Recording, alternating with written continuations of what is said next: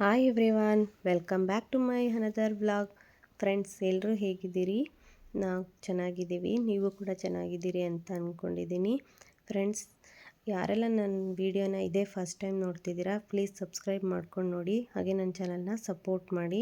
Friends, ನಾನಿವತ್ತು tomato ಕಾಯಿ ಚಟ್ನಿ ಮಾಡ್ತಾಯಿದ್ದೆ. ಅಂದರೆ ಟೊಮೊಟೊನ ಕಾಯಿ ಥರ ಇರೋದನ್ನೇ ತಗೊಂಡಿದ್ದೀನಿ, ತುಂಬ ಹಣ್ಣಾಗಿಲ್ಲ. ಹಾಗೆ ಹಸಿಮೆಣಸಿನ್ಕಾಯಿ ಕೂಡ ತೊಗೊಂಡಿದ್ದೀನಿ.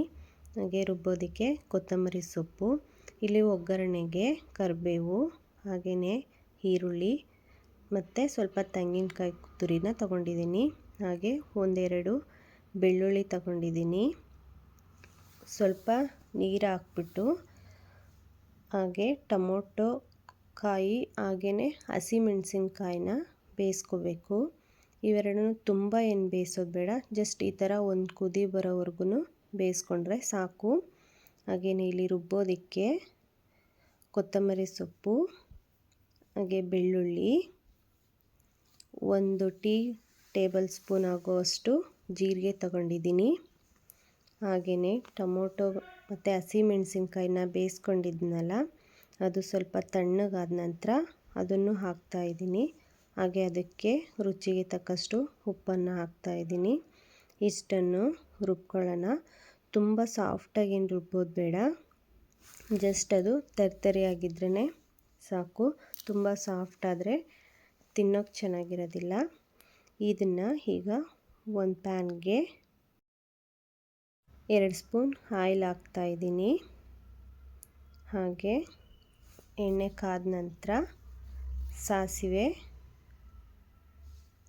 ಎಲ್ಲ ಚೀಟಪಟ ಅಂತ ಸಿಡಿದ ನಂತರ ಕರಿಬೇವು, ಹಾಗೆ ಈರುಳ್ಳಿ ಹೆಚ್ಚಿಟ್ಕೊಂಡಿದ್ನಲ್ಲ, ಆ ಈರುಳ್ಳಿನೂ ಹಾಕ್ತಾಯಿದ್ದೀನಿ. ಇದು ಸ್ವಲ್ಪ ಫ್ರೈ ಆಗಲಿ. ಅದಾದ ನಂತರ ತರಿತರಿಯಾಗಿ ರುಬ್ಬಿಟ್ಕೊಂಡಿದ್ನಲ್ಲ, ಆ ಚಟ್ನಿ ಕೂಡ ಸೇರಿಸ್ತಾ ಇದ್ದೀನಿ. ಅದಾದ ನಂತರ ತೆಂಗಿನಕಾಯಿ ತುರಿ ತಗೊಂಡಿದ್ನಲ್ಲ, ಅದನ್ನು ಕೂಡ ಹಾಕ್ತಾಯಿದ್ದೀನಿ.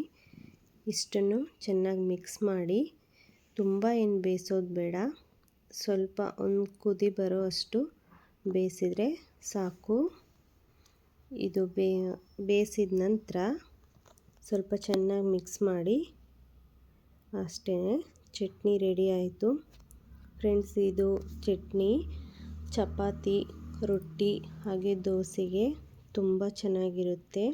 ನೀವು ಒಮ್ಮೆ ಟ್ರೈ ಮಾಡಿ ನೋಡಿ. ನಾನು ಈ ಚಟ್ನಿಗೆ ಚಪಾತಿ ಮಾಡ್ಕೊಂಡಿದ್ದೆ. ಚಪಾತಿ ಕಾಂಬಿನೇಷನ್ ಕೂಡ ತುಂಬ ಚೆನ್ನಾಗಿತ್ತು.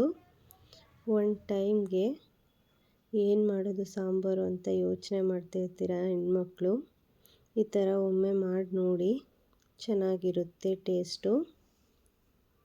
ಯಾರೆಲ್ಲ ಇಲ್ಲಿವರೆಗೂ ನನ್ನ ವಿಡಿಯೋ ನೋಡಿದ್ದೀರಾ, thank you for watching friends. Please support ಮಾಡಿ.